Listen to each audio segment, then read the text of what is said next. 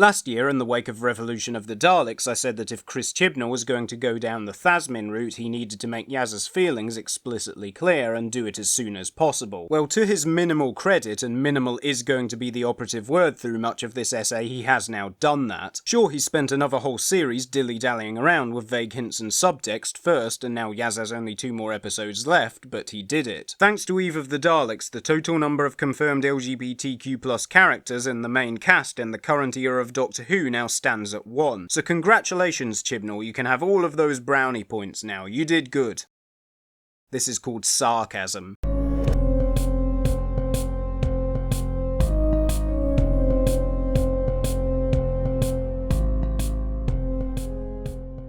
You know, I've always found it kind of ironic that NMDs and neo-Nazi YouTubers have picked this particular era of Doctor Who to declare as being too woke and progressive, because while the Chibnall era sure likes to talk a good talk when it comes to inclusivity, slogans like Space for All can't plaster over the fact that actual good representation in the show has been thin on the ground, at least on the LGBTQ front. And if you're going to stick rainbows all over your marketing, then that really ought to be a priority. Probably the best example we've had so far is from Praxeus, which isn't even a good episode, but it does at least make the effort to develop its gay characters and their relationship, and it narrowly averts the bring out your gays trope, which is more than can be said for one of Chibnall's earlier entries. Now it's at this point where I need to stop and make a clarification, because some people seem to have taken this the wrong way in the past. When I talk about good representation, I don't mean to say that LGBTQ characters should be given special attention, or that aspect of them should be their defining trait. Indeed, you may remember the last time we discussed representation in Doctor Who, I praised the character of Bill Potts for the very fact that her being gay does not define her, and is just one superficial but visible aspect of who she is. And visible is the important term here. When writing LGBTQ+ characters, there's just a few basic rules you've got to stick to, one of which is don't kill them off. That's the aforementioned bring out your gays trope, which Council of Geeks has already covered pretty extensively. I recommend you go watch her video for more on why that's problematic. Another is make sure that the character's identity is visible, and by visible I don't mean giving them coloured hair or rainbows all over their clothes, though that is of course optional, but have it be confirmed on screen or in the text without any doubt or room for interpretation that said character is in fact gay or bisexual or non-binary or whatever it might be. What I'm building to here is the fact that Yasmin has now been in the main cast of Doctor Who for 29 episodes, and we're only now just getting proper confirmation that she is bisexual. Chibnall, what took you so long? We all know how bad it was when J.K. Rowling tried to retroactively tell us that certain characters are gay, and this really isn't much better. Granted, it has at least been confirmed in the text itself, so we don't just have to take the author's word for it, but still, that's hardly praiseworthy. It is literally doing the bare minimum, and she hasn't even confessed how she feels to the Doctor yet, so now we only have 2 episodes left to deal with the potential fallout of that. And we all know how great Chibnall is at giving things a satisfying conclusion with a limited runtime. I don't see any way this could backfire.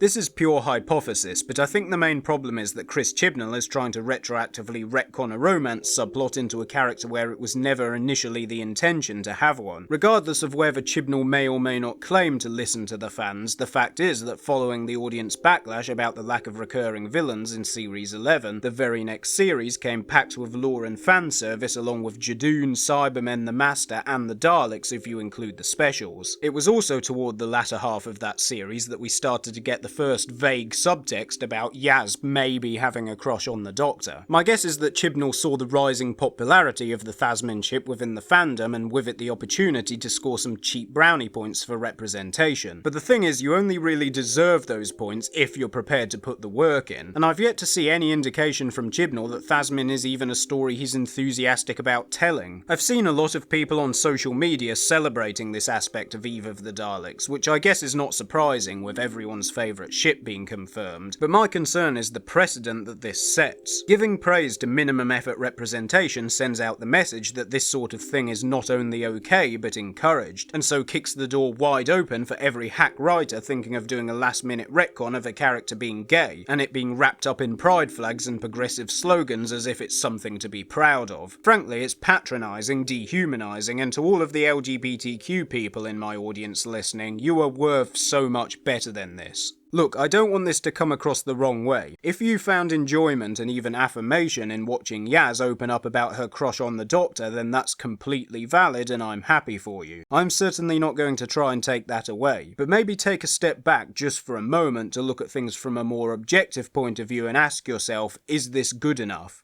Because I think the answer is pretty clear. I'm Midnight, and I just lost my train of thought.